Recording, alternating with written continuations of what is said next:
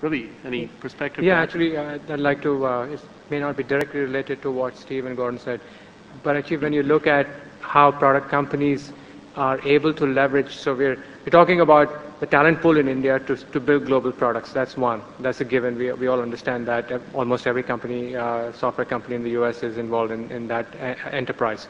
Number two, selling to a fast-growing Indian economy, tech-savvy CIOs, people who want to take their businesses to an international level, willing to spend money, to maybe to a little less extent than in the US, but certainly willing to spend money on software and technology.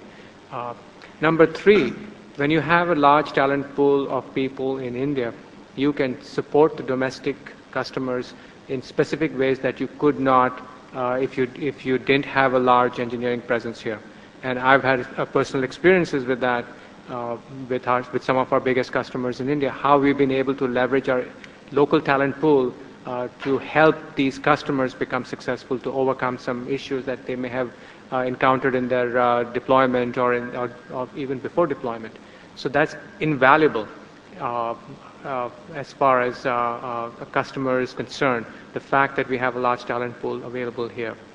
On a separate note, one of the things that you see when you're in product development is, especially say 10 years ago, when everybody was co-located in the same building or in the same facility, you could get away with somewhat less well-specified designs because you had the confidence. If you had someone had an issue, the guy was next door. Now, what happens as a result of that is that you can end up with products that are not necessarily the best architected, that there are some gaps in the process. If you have a well-defined global development process and capable people in your various locations, what ends up happening is you specify your designs much more, you need to, in a much more rigorous manner, because you design something today, 2 weeks from now somebody's going to start developing on it, but that person is 10,000 miles away in the US or China or India.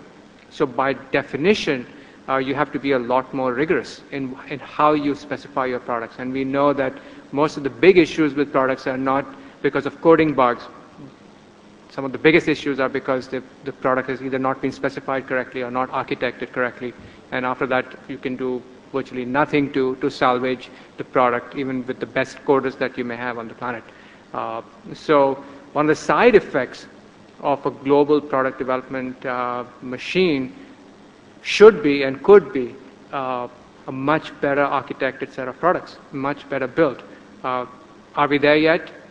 In some cases, yes, but I think we still have some work to do. So there's potentially a very positive side effect to our customers, both from a support standpoint as well as from building better products. But that is kind of, we are not there yet.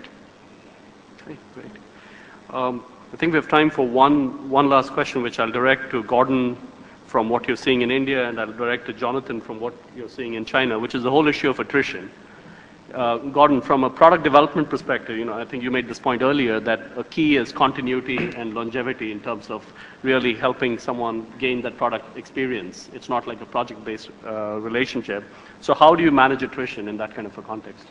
Yeah, so, attrition is, a lot of people think it's just financial, and it's about 20% of it is the financial aspects, but it's career path, it's work environment, it's technical challenges, it's the education they get, it's furthering their pursuits of domain knowledge and things like that. So the heavy focus on it, and it's a tough market here. I mean, there's no doubt about it, it's a tough market here.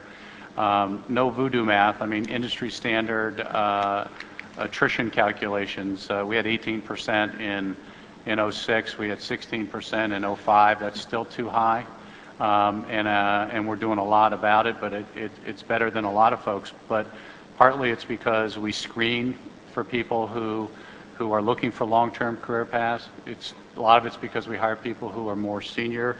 What you see is probably 80%, 90% of the jumping are the people with 4 years of experience or under. It's the fact that we're signing people up, we're hiring to do long-term work, so their expectations are are set properly. So I think it's something you have to manage every day. It's critical to our customer success, but it's a tough thing to do.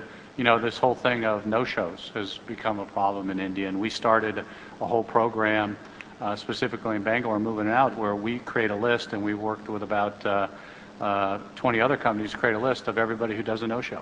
And we tell people, if you no-show, you're going on the list. And we're going to share this with all these companies, and you'll never get a job here ever again.